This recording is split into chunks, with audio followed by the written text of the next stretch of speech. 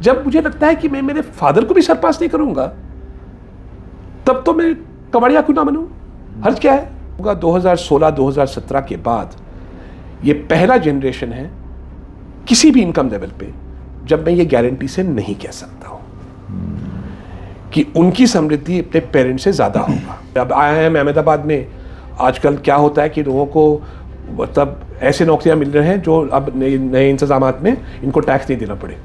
Suit boot के आदमी जो हमारी जो पर कैपिटा इनकम के 6 गुना कमाता है, उसी को टैक्स रिलीफ मिला है। अगर आप भारत के दृष्टिकोण से देखें तो ये आपको जानना चाहिए कि भारत इनकम टैक्स नहीं पे करता है। समृद्धि की बढ़ोतरी सिर्फ ऊपर के 10% लोगों का हो रहा है, बाकी की समृद्धि की बढ़ोतरी नहीं हो रही है। इसे विकास नहीं कहते कि पहले अमीर लोगों को पैसे दो, वो जब खर्चे करेंगे और आपको रखेंगे पता नहीं नौकर चाकर के हैसियत से, तब आपकी भी आमदनी बढ़ेगी। जब सबका समृद्धि बढ़ता है तब ये जो सामाजिक समस्याएं हैं ये कम होते हैं, तब लोग समाज और धर्म और जात और प्रांत ये खेल छोड़ देते हैं, बड़े खेल खेलने लगते हैं। कोई भी G20 देश में पर कैपिटा इनकम लेवल के ऊपर वाले लोग टैक्स फ्री नहीं होते हैं।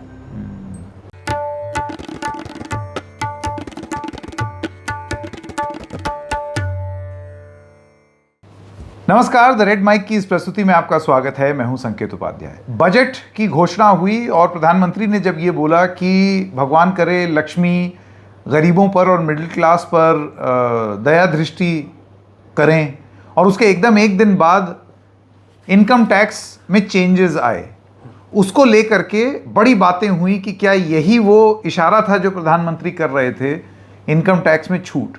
अब ये जो किया गया है, ये जाहिर सी बात है मास्टर स्ट्रोक बोला गया है, लेकिन इस मास्टर स्ट्रोक के पीछे की मजबूरियां क्या थी और जिस मकसद से ये किया गया है, क्या वो मकसद पूरा होगा?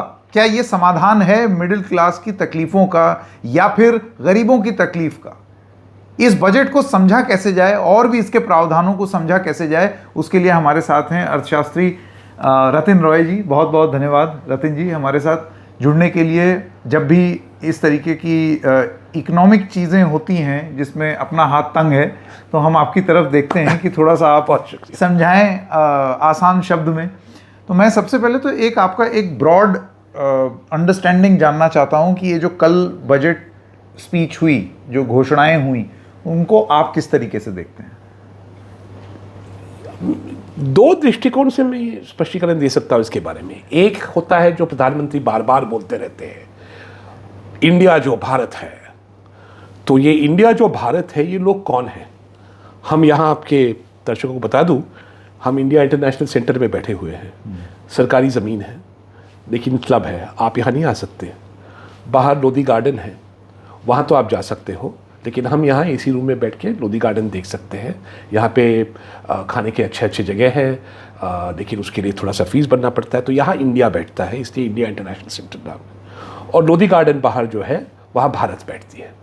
अगर आप भारत के दृष्टिकोण से देखें तो ये आपको जानना चाहिए कि भारत इनकम टैक्स नहीं पे करता है, टैक्स पे करता है लेकिन इनकम टैक्स नहीं पे करता है।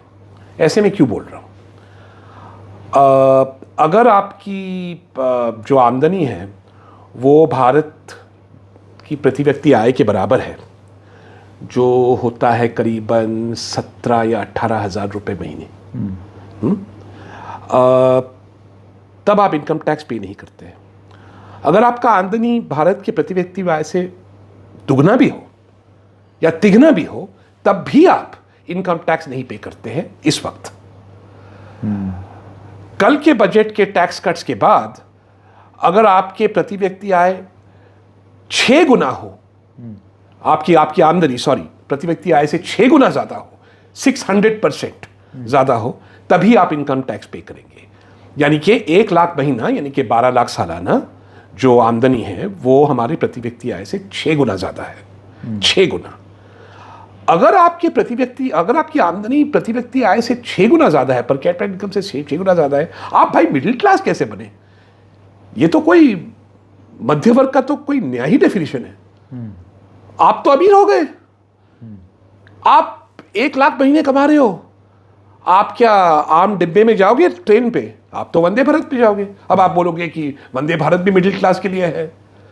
फिर आप बोलोगे हमें घर चाहिए दिल्ली या बम्बई में, और वो घर पक्का घर चाहिए, बुराड़ी में नहीं, कहीं और वेस्ट दिल्ली में या मॉडल टाउन में, दिल्ली में जो अगर आप उदाहरण लो तो, या कांदीवली में अगर आप बम्बई देख रहे हो, तो वहां तो आपको घर 1 करोड़ से नीचे नहीं मिलेगा।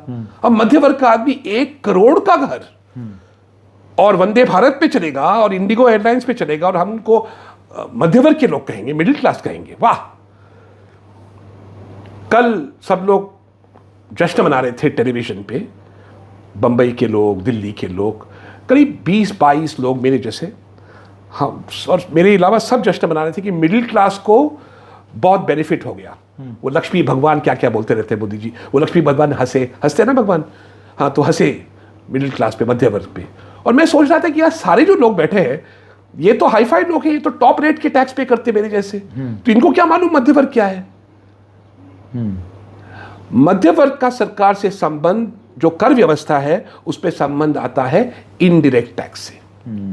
हम सब जीएसटी पे करते हैं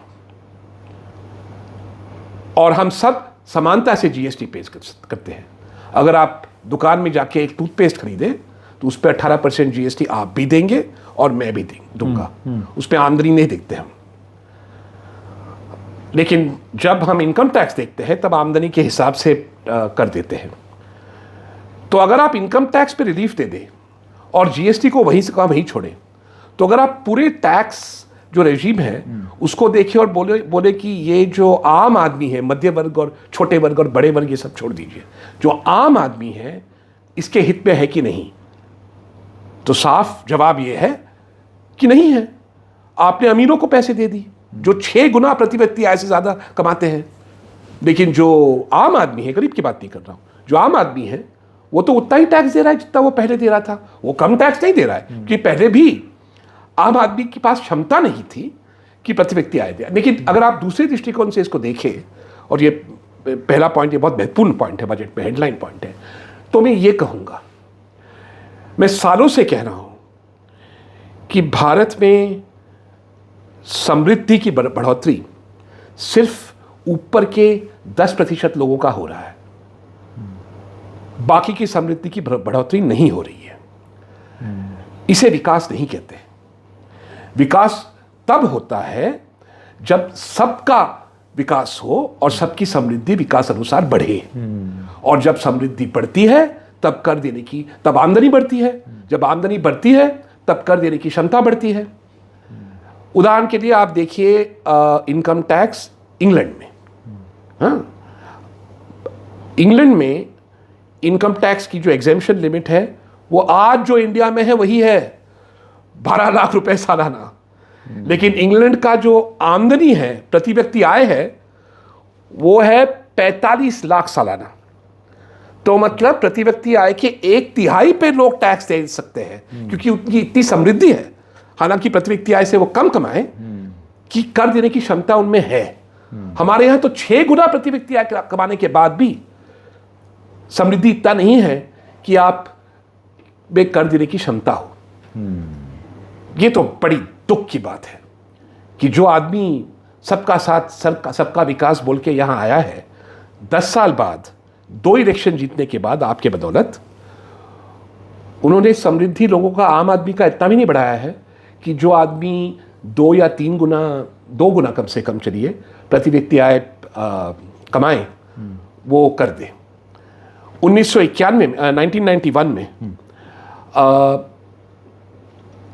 टैक्स लगती थी 3 गुना प्रति व्यक्ति आय पर। अभी हम 2025 पे आए हैं और टैक्स लगती है 6 गुना प्रति व्यक्ति आय पर। इसे मैं स्टैग्नेशन कहूंगा, विकास नहीं। तो ये मेरे लिए टेक अवे है बजट से। उसके ऊपर में अगर आपको बताओ, आप तो थोड़े से गुस्सा तो नहीं कर सकते, आप में क्षमता नहीं है मोदी जी से, मुझे भी नहीं है, लेकिन थोड़ा सा दुख तो होगा। आपने हिंदी फिल्मों में देखा होगा, ये बड़े बड़े जहाज में लोग जाते हैं, वो बिकिनी में बैठते हैं, हाँ, वो जहाज बहुत अमीर लोग ओन करते हैं, उस पर टैक्स कम कर दिया। इंपोर्ट ड्यूटी एक होता है, वो यहाँ नहीं बनता है, तो हम बाहर से खरीदते हैं तो उस पर एक टैक्स लगता था, टैक्स कमा दिया। $40,000 मतलब कुछ 30-35 लाख के ऊपर की दाम वाले गाड़ियों पे इंपोर्ट ड्यूटी कम हुई है, और ऊपरी 10% के जो आयकर है, जो आय देने वाले हैं, हाँ, उनकी आयकर, उनकी जो कर कर्जा है वो कम हुई है। तो ये सूट बूट का बजट नहीं है तो और क्या है? क्योंकि माननीय वित्त मंत्री ने कहा कल अपने भाषण में कि इससे जो कोष है उसको 1 लाख का घाटा होगा, यानी कि ये सारे 1 लाख करोड़, माफ कीजिए, 1 लाख करोड़ का घाटा होगा। क्योंकि अगर हम पुरानी जो कर व्यवस्था है वो रखते तो 1 लाख ज्यादा कमाते और कुछ ना बदले। तो शिक्षा पे केंद्र सरकार का पूरा खर्चा 1,20,000 करोड़ है, ठीक है। रूरल डेवलपमेंट पे, गांव विकास पे केंद्र सरकार का पूरा खर्चा 2 लाख करोड़ है। यानी कि अगर वो 1 लाख करोड़ आप शिक्षा में डालते तो शिक्षा बजट डबल हो जाता। अगर वो 1 लाख करोड़ आप ग्रामीण विकास पे डालते तो 50% उसका बजट बढ़ जाता। उससे आम आदमी का भलाई ज्यादा होता नहीं। आपने तो सूट बूटों को 10% 1 लाख करोड़ दे दिया उनके हाथ में। अब ये कहना है कि ये जो सूट बूट वाले हैं, ये अगर ये पैसे खर्चा करेंगे तब देश की जीडीपी बढ़ेगी और सबका समृद्धि होगा। इसको कहते हैं ट्रिकल डाउन, कि पहले अमीर लोगों को पैसे दो, वो जब खर्चे करेंगे और आपको रखेंगे पता नहीं नौकर चाकर के हैसियत से, तब आपकी भी आमदनी बढ़ेगी। रखे तो नौकर चाकर की हैसियत से, लेकिन ऐसा कोई गारंटी नहीं है। ये क्या गारंटी है? कुछ बेवकूफ़ अर्थशास्त्री ये कह रहे हैं कि अगर आप ये पैसे इनके हाथ में आ गए, तब जब ये खर्चा करेंगे तब कंजम्पशन बढ़ेगा, जब कंजम्पशन बढ़ेगा तब उत्पादन बढ़ेगा। अरे भाई, अमीर लोग हमारे देश के पदार्थ नहीं खरीदते हैं, ये हाई फाई पदार्थ खरीदते हैं। ये ठर्रा नहीं पीते हैं, ये स्कॉच विस्की पीते हैं, और ये स्कॉच विस्की बाहर से आता है अंदर, ठीक है। ये आप जैसे मतलब किचन में अपने पकवान नहीं बनाते हैं, ये इटालियन किचन रखते हैं। इटालियन किचन तो इटली से बन के आएगा ना, हैं? तो जो जितना आप मतलब अमीर हो उतना ज़्यादा आप इंपोर्ट करते हो। तो अगर आप मेरे कंजम्पशन बढ़ाएंगे तो मैं कहाँ जाऊँगा? फाफामाऊ जाऊँगा शायद वो छुट्टी के लिए, हैं? या बैंकॉक जाऊँगा तो सारा पैसा बाहर, हैं? अब यहाँ पे जो अमीर लोग हैं, आप किसी अमीर लोगों को जानते हैं जिनके बच्चे कॉलेज यहाँ विश्वविद्यालय यहाँ इंडिया में जाते हैं? मैं तो नहीं जानता हूँ। मेरे सारे दोस्तों के बच्चे बाहर जाते, क्षमता है तो उस पर खर्चा करेंगे, उसका थोड़ा सा पॉकेट मनी बढ़ा देंगे, वो चले जाएंगे इंग्लैंड, ऑस्ट्रेलिया, सिंगापुर पढ़ने। तो एक तो वहाँ इंपोर्ट लीकेज हो सकता है, मैं मालूम नहीं। दूसरा, अमीर लोग ऐसे भी हो सकते हैं कि बोलेंगे कि भाई हम खर्चा क्यों करें, हम बचाएंगे पैसे, तो फिर उनकी पूंजी बढ़ेगी और वो और अमीर हो जाएंगे, क्योंकि वो पैसे बचाएंगे तो मतलब वो निवेश कर सकते हैं उस पैसे के साथ। निवेश करेंगे तो और उनकी आमदनी बढ़ेगी, जिसपे उनको इनकम टैक्स रिलीफ वैसे ही मिलेगी। तो हमारे तो जो आम आदमी और खास आदमी में जो ये आर्थिक फर्क है, जो फासला बन गया है, वो और भी बढ़ेगा इस वजह से। इंटरेस्टिंग। तो हाँ, तो मतलब अगर मैं समराइज करूं मैं क्या कह रहा हूं, सूट बूट के आदमी जो हमारी जो पर कैपिटा इनकम के 6 गुना कमाता है, उसी को टैक्स रिलीफ मिला है, ठीक है। अब वो जो अमीर आदमी है, कोई गारंटी नहीं है कि वो कंजम्पशन करेगा, और अगर कंजम्पशन किया भी तो वो इंपोर्ट नहीं करेगा। आयात कहते हैं ना इंपोर्ट को। तो मतलब वो जो अगर वो जो कंज्यूम करता है, वो अगर बाहर से ले आए, फॉरेन से ले आए, तो हमारा क्या फायदा होगा? और दूसरा ये है कि अगर वो बचाएगा और उसके पास क्षमता है बचाने के लिए, वो आम आदमी जैसे नहीं है कि भाई थोड़े से पैसे आ गए तो थोड़े से अच्छे खाएंगे, घर में 2 सब्जी होगी, एक सब्जी सिर्फ दाल चावल नहीं खाएंगे मिर्ची के साथ, ऐसा तो जिंदगी नहीं है ना उनका। हाँ, तो वो क्या करेंगे फिर? पैसे बचाएंगे तो निवेश करेंगे तो फिर और आमदनी बढ़ेगी। रतिन जी, अभी थोड़ी देर पहले आपने ये बोला कि जब आप इस तरीके से छूट देंगे तो ये लोग ऑलरेडी पर कैपिटा इनकम के इतने ऊपर हैं, तो आप ये एक्सपेक्ट करिए कि ये लोग और उस पैसे को बचाएंगे। ये एक बात आप कह रहे हैं। अब जो मकसद था ये करने का, वो था रिलीफ प्रोवाइड करना, कि थोड़ी सी रियायत दे दें थोड़ा सा राहत दे दें लोगों को, और राहत इस तरीके से कि अगर उनके हाथ में कैश इन हैंड ज़्यादा आ जाएगा तो वो कैश इन हैंड को ज़्यादा खर्च करेंगे तो डिमांड बढ़ेगा तो फिर डिमांड, कंजम्पशन, देन आप सप्लाई में फिर और एक अर्थव्यवस्था का चक्का घूमेगा। ये एक ब्रॉड विजन होती है लोगों के हाथ में पैसा देने के पीछे। वो इनकम टैक्स में दर कम करके वो देने की कोशिश की है। आपको क्यों लगता है कि लोग उसको खर्च ना करके उसको सेव करेंगे? क्योंकि ये अमीर लोग हैं। ये अगर आप इनकम लेवल देखें तो हमारे टॉप 10% पे हैं। सिर्फ हमारे टॉप 10% के लोग इनकम टैक्स पे करते हैं। करीब 40 लाख लोग हैं जो इनकम टैक्स पे करते हैं। अमीर की डेफिनेशन क्या है आपके हिसाब से? अमीर की डेफिनेशन ये है जो हमारी जो पर कैपिटा इनकम से 6 गुना ज़्यादा कमाता हो। उससे नीचे तो कोई इनकम टैक्स देता ही नहीं है। 6 गुना ज़्यादा तो भाई अमीर ही है। हमारा 6 गुना ज़्यादा, जो हमारी 6 गुना ज़्यादा पर कैपिटा इनकम है, उस लेवल पे आप इंग्लैंड पे भी टैक्स दोगे। उनका पर कैपिटा इनकम बहुत ज़्यादा है, लेकिन उस लेवल पे इंग्लैंड में टैक्स देते हैं। ठीक है, तो अगर आप ही सोच लीजिए, आप सब सोचते हैं कि एक आदमी जो 1 लाख महीना कमाए वो सचमुच मध्यवर्गीय है। तो ये आप कह रहे हैं कि अमीर आदमी पैसा बचाता है, हाँ, वो खर्चा नहीं करता। हाँ, क्योंकि क्षमता है। गरीब कहाँ बेचारा पैसा बचाएगा? गरीब तो आधा रोटी खाएगा। हाँ, कभी नसीब हुआ तो दाल खाएगा। आप अगर हिंदी उपन्यास पढ़े तो जब लोग बोलते हैं कि वो सब्जी मिली थी उस दिन, हाँ, शाम को, मैं भी चौंक गया था क्योंकि मैं अमीर आदमी हूँ। लेकिन सब्जी रोज नहीं खाते, ये नहीं खाते। तो फिर दाल, थोड़ा सा नमक, थोड़ा सा मिर्चा, हाँ, चावल, 1 रोटी, तो फिर वो 2 रोटी खा लेगा। थोड़ा सा ज़्यादा दाल खा लेगा। हाँ, अगर शाकाहारी, अगर मांसाहारी हो मेरे जैसे, तो थोड़ा सा बाहर जाके मीट खरीदेगा, प्रोटीन बढ़ेगी उसकी। हाँ, तो बहुत बहुत डिमांड होती है ना कंजम्पशन के लिए, जो जिनके पास कम पैसे हो।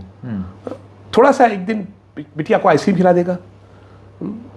कभी कहीं बाहर गए तो एक मूवी देख लेगा अपनी फैमिली के साथ। यही उनके अरमान होते हैं। कभी वो ट्रेन लिए तो वो आम डिब्बे में जाते हैं, तो फिर पानी पीने के बजाय बच्चों को कभी शरबत पिला देगा। तो कंजम्पशन तो वो करेंगे ही।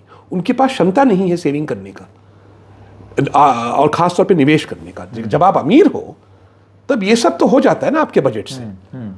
तो उसके बाद जो होता है आप सेव करते हैं। अनुमान है कि मतलब जो ये टॉप 10% जो लोग हैं, ये कुछ अपने 20% इनकम सेव करते हैं एवरेज पे। लेकिन ये आपको सोचना पड़ेगा, मेरे बारे में सोचिए। हाँ, मैं वो बिल्कुल टॉप ब्रैकेट पे हूँ। अगर मेरे पास कल ये कर व्यवस्था से मुझे 1 लाख का फ़ायदा होगा, तो मैं ये तो नहीं सोचता हूँ कि जाके और खाऊंगा, मैं बहुत खाता हूँ, हाँ, या मैं और घूमूंगा, बहुत घूमता हूँ, तो 1 लाख एक्स्ट्रा आएगा, मैं क्या करूँगा? इसका निवेश करूँगा। कहूँगा यार जब बुढ़ापे में काम आएगा तो इसको इन्वेस्ट करते हैं। तो इन्वेस्ट करेंगे तो मेरा इनकम और बढ़ेगा। तो saving becomes investment, investment becomes income. वो आपके पास पैसे ही नहीं है निवेश करने के लिए अगर आप आम आदमी हो, तो मेरा इनकम आपके तुलने से और बढ़ेगा और इनक्वालिटी और बढ़ेगी। रतन जी, तो आपकी बात से मुझे ये समझ में आ रहा है कि ये जो आयकर में छूट या रियायत दी गई है, ये वो मेन इशू को तो फिर आपके हिसाब से केटर ही नहीं कर रहा है। बिल्कुल नहीं। या तो वित्त मंत्री जानती है, जो मैं सिर्फ शक कर सकता हूं, कि भारत में जो विकास है वो उसका हालत इतना खराब है कि समृद्धि आम लोगों की कम हो रही है। कल जो आदमी पर कैपिटा इनकम से 3 गुना ज़्यादा कमाता था, उसकी समृद्धि ऐसा था कि वो थोड़ा बहुत कर दे सकता था। आज ये हालत हो गया कि वो कर भी नहीं दे सकता है, महंगाई की वजह से या बेरोजगारी की वजह से। पता नहीं, मुझे पता है लोगों की आमदनी बढ़ी नहीं है पिछले बस। तो हो सकता है कि वो आदमी जो उसका एक मतलब स्तर था ना सोसाइटी में, और एक आर्थिक स्तर था, वो खराब हो गया होगा। अगर खराब हो गया तो उसको रिलीफ तो मिलेगा ही, लेकिन इसलिए नहीं मिलेगा कि वो ज़्यादा स्पेंड करे। इसलिए मिलेगा कि जो उसका स्तर था 10 साल पहले, वो स्तर से वो नीचे गिर गया है, तो उसको थोड़ा सा उस संदर्भ में उसे रिलीफ मिल रहा है। ये भी हो सकता है, ये मैं मानता हूँ। लेकिन ये तो बहुत ही दुखी चीज़ है, क्योंकि हम एक अंडर डेवलप्ड कंट्री, हम विकास के पथ पे चल रहे हैं। अगर उस पथ पे हम टटोल के गिर चुके हैं अभी, और इस वजह से हम इनकम टैक्स कट दे रहे हैं, तब तो ये क्राइसिस है। इसको अब्दुल की वजह, इसको हमें टाइट करना होगा। रतन जी, लेकिन मुझे आप ये बताइए कि गिवन द सर्कमस्टेंसेस एक सरकार और कर भी क्या सकती है? जैसे कि मैं आपको एक उदाहरण दूं, केस कॉर्प नाम की एक एजेंसी है जिसने फिक्की के साथ एक सर्वे किया और उसमें उन्होंने ये पाया कि बड़े कॉरपोरेशंस अपने 15 साल के पीक प्रॉफिट पर हैं, पीक प्रॉफिट, और उन्हीं कॉरपोरेशंस के जो कर्मचारी हैं अलग अलग सेक्टर्स के, उनके एनुअल इंक्रीमेंट्स ऐसे हैं 0.8, 2.1, हाँ बहुत ज़्यादा हो गया तो 5 point something. And then of course you have L&T chairman जो 90 घंटा काम करने की बात करते हैं, लेकिन वो बात अलग है कि उनकी तनख्वाह 51 करोड़ है। L&T के कर्मचारियों में ही 527 टाइम्स द मीडियन। तो मैं आपसे जानना चाहता हूं कि एक तरफ इंडस्ट्री है, कॉरपोरेशंस हैं, उनका अगर आपने उन पर जोर डाला तो फिर वो ये बोल देंगे कि भाई यहाँ माहौल अच्छा नहीं है हिंदुस्तान में ग्रोथ के लिए। दूसरी तरफ आपके पास ये क्राइसिस है कि आपको लोगों की इनकम को भी देखना है। तो ऐसे में सरकार के पास ऑप्शंस क्या बचते हैं? जैसे ये जो आज मतलब कल जो किया, उसके अलावा और क्या किया जा सकता था? बहुत कुछ कर सकते थे। नंबर एक, इन्होंने जो प्रॉफिट पे टैक्स भी लगता है कंपनियों का, पिछले 5 साल में इन्होंने इस कर को कम कर दिया। ये कल की जो इनकम टैक्स के पहले मेरे ख्याल से 2019 में इन्होंने कॉर्पोरेट टैक्स रेट्स को कम किया। हाँ, करेक्ट। उससे इन्हें 3 लाख करोड़ का घाटा हुआ क्योंकि प्रॉफिट्स बढ़े। अब देखिए, पूंजीवादी होता है, उसमें कोई गलत बात नहीं है। वो आपको ज़्यादा पैसे क्यों दे? कोई वजह है क्या? वो समाज सेवा कर रहा है। अगर आप काम करेंगे उसके लिए कम पैसे के लिए, वो कम पैसे देगा आपको, तो उसने कम पैसे दिए, इसलिए तो उसने प्रॉफिट बनाया। अब इसमें सरकार क्या कर सकता है? बहुत कम कुछ।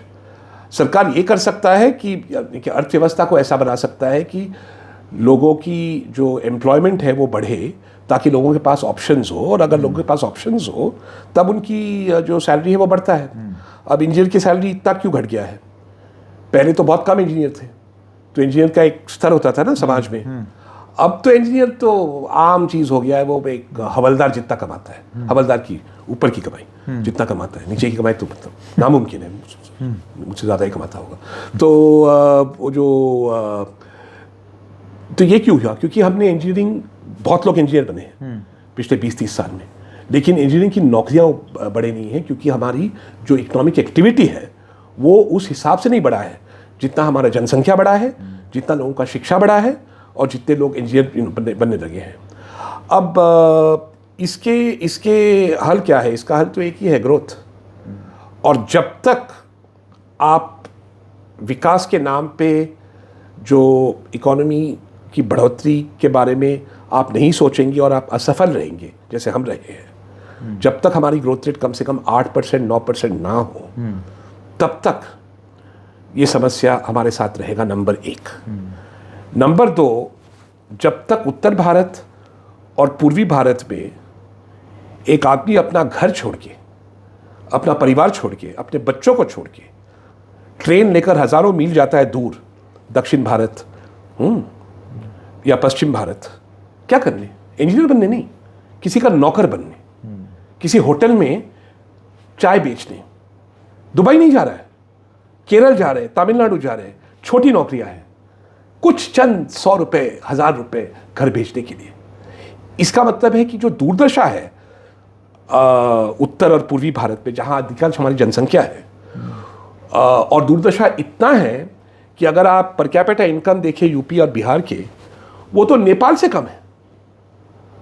तो अगर आपने यहां पे समृद्धि नहीं बढ़ाई और खाली कुंभ और लव जिहाद और ये सब करने लगे और उस पर वोट भी डालने लगे, तब ये आप ये क्यों बॉदर करेंगे? उनको मालूम है कि जहां पे समृद्धि की जरूरत है, जहां पे लोगों को समृद्धि की मांग करनी चाहिए, और जहां पे समृद्धि और आर्थिक सुविधाओं के आधार पर लोगों को सरकार चुननी चाहिए, वहां पे आप लोग कुंभ और ये सब पे सरकार चुन रहे। मेरी आंखों के सामने देख रहा हूं।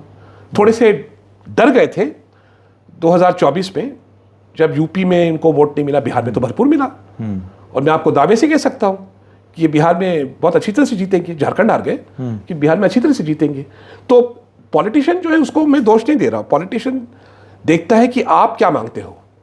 अगर उसको पता चला कि आप समृद्धि नहीं मांगते हो, तब वो कुछ और आपको देंगे। ये हो सकता है कि जो आम आदमी है इन जगहों में, इनका विश्वास उठ चुका है सरकार से, तो इनको मालूम है कि सरकार इन्हें समृद्धि नहीं दे सकती है, मतलब ऐसे व्यवस्था नहीं कर सकती है जहां इनकी प्रोस्पेरिटी बढ़े, इनकी समृद्धि बढ़े। औकात नहीं है सरकार की। फिर वो देखेंगे कुंभ मेला हुआ, प्रयागराज बदल दो नाम, हाँ इस पे वोट देते रहो। ये जो बात आप अभी रतन जी बोल रहे हैं कि लोगों ने उम्मीद छोड़ दी है, दरअसल एम्प्लॉयमेंट पर भी जो लोग स्टडी करते हैं, रोजगार पर, तो एक बहुत बड़ी संख्या ऐसे लोगों की भी है जिन्होंने रोजगार की उम्मीद ही छोड़ दी, मतलब वो वर्कफोर्स से ही बाहर चले गए। तो आपको लगता है ये जो बजटरी प्रोविजन था इस बार इनकम टैक्स का, ये उन लोगों को तो केटर कर ही नहीं रहा है? कैसे करेगा? वो तो सर्वहारा है, मैं कहता हूं उनको। वो ना ही वो नौकरी ढूंढ रहे हैं, ना वो शिक्षा ढूंढ रहे हैं, ना वो कोई स्किल ढूंढ रहे हैं। और उस ऐसे लोगों की संख्या 15 करोड़ है आज, 150 मिलियन, 18 और 40 की उम्र के बीच। ना रोजगारी में है, ना शिक्षा या ट्रेनिंग में है। इनको तो मैं सर्वहारा कहता हूं, और सब हार के बैठे। ये तो डेमोग्राफिक डिविडेंड वाली पॉपुलेशन है। हाँ, ये डेमोग्राफिक डिविडेंड वाली पॉपुलेशन है। हाँ। और वो वर्कफोर्स से ही बाहर है। वर्कफोर्स से ही बाहर है। तो इस इनकम टैक्स की रिलीफ से आपने इनको तो केटर ही नहीं किया। सवाल ही नहीं उठता, सवाल ही नहीं उठता। हालांकि वो जो 1 लाख करोड़ अगर आप ग्रामीण विकास पे डालते, शायद इनकी कुछ भलाई हो, दिहाड़ी मजदूरी कर लेते। अगर आप शिक्षा में डालते और शिक्षा की व्यवस्था ठीक होती, तो उनको कोई साधन मिलता कि वो मतलब नौकरी ढूंढे और करे। लेकिन रतन जी, अभी आप जो भी चीजें बोल रहे हैं, आप मुझे बताइए, how is this different from the way it was always? मतलब हिंदुस्तान में गरीबी हमेशा से रही है, गरीबी हटाओ हमेशा से नारा रहा है। लोग यूपी और बिहार से छोड़ के पलायन करके अलग अलग राज्यों में आज से नहीं जा रहे हैं, सदियों से जा रहे हैं। सो इन दैट कॉन्टेक्स्ट ये कोई नया फिनोमिनन नहीं है जो 2014 के बाद शुरू हुआ हो। नया है। कैसे? 2014 से नहीं कहूंगा, ये शुरुआत तो इसकी, ये कांग्रेस बीजेपी वाला मामला नहीं है। हाँ, शुरुआत इसकी हुई थी पता नहीं कहां, लेकिन डेफिनेटली बाय 2005। लेकिन मैं आपको 2 सिंपल उदाहरण देता हूं। और बताइए, तब तो मनरेगा आया था, उसके बाद हाँ, और मनरेगा क्यों आया था मैं आपको उसका एक कहानी सुनाता हूं, लेकिन पहले मैं आपको एक सिंपली बता दूं, एक सिंपल उदाहरण से। जब मेरे फादर जन्मे थे, तब उनका उम्मीद था कि वो अपने पिताजी से, मेरे दादाजी से, उनकी समृद्धि ज़्यादा होगी, ज़्यादा प्रॉस्परस होगी। जब मैं जन्मा था, तब मुझे ये उम्मीद था कि मेरी समृद्धि जो है, मेरा क्या है, मेरी समृद्धि जो है वो मेरे फादर से ज़्यादा हो। और अगर आप इसके ऊपर शोध करें तो 80% ये बात सच था।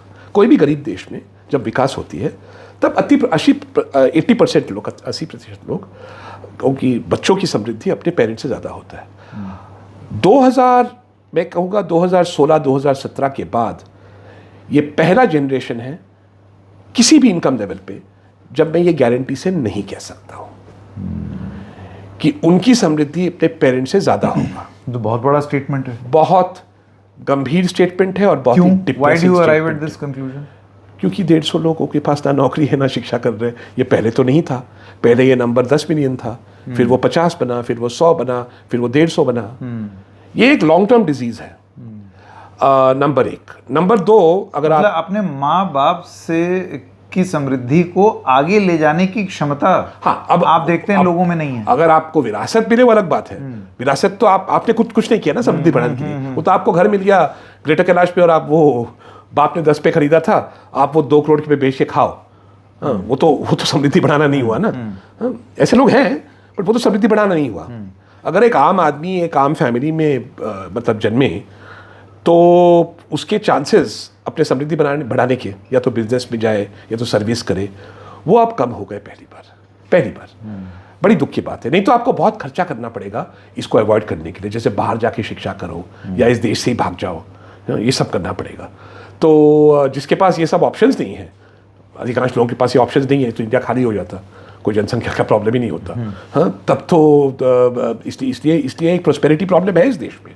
और ये प्रोस्पेरिटी प्रॉब्लम इसलिए है, वेरी ब्रीफली मैं आपके एक शो में पहले बोल चुका हूँ, कि हमारी जो सारा इंडिया ग्रोथ स्टोरी है 1991 के बाद, वो ये हमारी जो टॉप 10% है ना, उनके लिए था। तो 90 का बेनिफिट ज़्यादा नहीं हुआ। अब ये टॉप 10 का जो ग्रोथ इंजन है वो भी खलास हो रहा है, तो उनके बच्चे भी अब आपत्ति में पड़ गए हैं, नौकरी ढूंढ रहे हैं। अब IIM अहमदाबाद में आजकल क्या होता है कि लोगों को मतलब ऐसे नौकरियां मिल रहे हैं जो अब नए इंतजामात में इनको टैक्स नहीं देना पड़े, मतलब 1 लाख महीने से कम आमदनी की नौकरी मिल रही है। अब IIM अहमदाबाद और IIT के लोगों को नॉन टैक्सेबल स्टार्टिंग इनकम अगर नॉन टैक्सेबल हो तो मैं क्या बोलूँ आपको, हाँ। तो ये एक हुआ। दूसरा जो मतलब आपने उत्तर भारत के बारे में बोला, नहीं ये बात नहीं था। उत्तर भारत में बिहार से लोग पंजाब जाते थे, लेकिन अगर आप उत्तर प्रदेश देखें, शायद आपकी फैमिली वहां से है ना, Uttar Pradesh was an industrialise state. आप दिल्ली से अगर गाड़ी लेके चलते, मैं आपको इंडस्ट्रियल टाउन्स बताता हूं यूपी का, जब मैं 10 साल का था, मेरठ, गाजियाबाद नहीं था तब, मेरठ, सहारनपुर, मुरादाबाद, बरेली, मोदीनगर, कानपुर, लखनऊ, नीचे जाइए जीप बैटरीज, इलाहाबाद, मिर्जापुर, वहां कारपेट कालीन बनते थे, गोरखपुर। यूपी की जो इंडस्ट्रियलाइजेशन था वो तमिलनाडु के बराबर था 1970 में। करेक्ट। यूपी डी इंडस्ट्रियलाइज हो गया है। करेक्ट। किसी ने ये इस पे शोध नहीं किया है।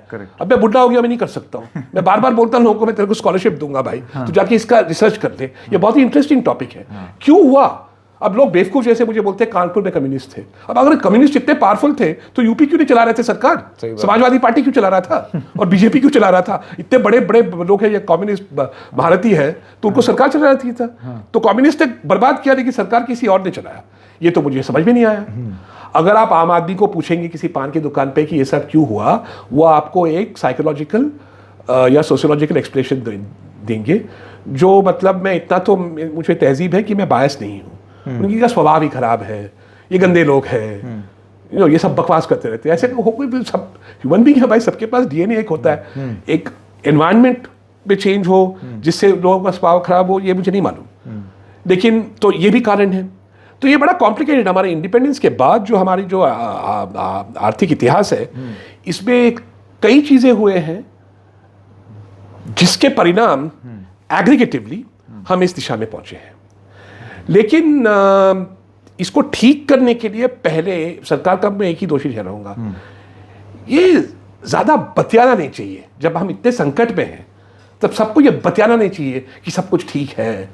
वो क्या बोलते थे उस मूवी में, ऑल इज वेल, हाँ, तो और हम ग्रेट कर रहे हैं, हम विश्व गुरु हैं, हम विकसित बनेंगे। भारत मैं ये विकसित अविकसित ये शब्द जो है ना, मैं पसंद नहीं करता। मैं तो अर्थशास्त्री और मैं कम्युनिस्ट नहीं हूँ। मैं एक ही चीज़ समझता हूँ, समृद्धि, प्रोस्पेरिटी। जितना समृद्धि, सबका समृद्धि बढ़ेगा, ठीक है, जो ऊपर के लोग हैं उनका ज़्यादा बढ़ेगा, जो नीचे के लोग हैं उनका कम बढ़ेगा, लेकिन बढ़ेगा। जब सबका समृद्धि बढ़ता है तब ये जो सामाजिक समस्याएं हैं ये कम होते हैं। तब लोग समाज और धर्म और जात और प्रांत ये खेल छोड़ देते हैं, बड़े खेल खेलने लगते हैं। उल्टा हुआ है तो जो मतलब मध्य वर्ग, मतलब थोड़ा सा भी जिसके पास समृद्धि था और जो अपना समृद्धि खो रहा है, वो भी ये सब धार्मिक झगड़े, सामाजिक झगड़े, जातिवादी, मतलब गलत जगह समाधान ढूंढने की, हाँ, वो तो ढूंढने की, किसी को तो समाधान चाहिए। आप मतलब मनुस्मृति मत पढ़िए, लेकिन उपनिषद पढ़िए, वहाँ दिखा गया है कि जब मतलब लोग एक साथ विकास करते हैं, समानता से विकास करते हैं, जब लोगों की जिंदगी में बढ़ोतरी आती है, कामयाबी आती है, तब लोग बड़े खेल खेलते हैं। जब मुझे लगता है कि मैं मेरे फादर को भी सरपास नहीं करूंगा, तब तो मैं कबाड़िया क्यों ना बनूं? हर्ज क्या है?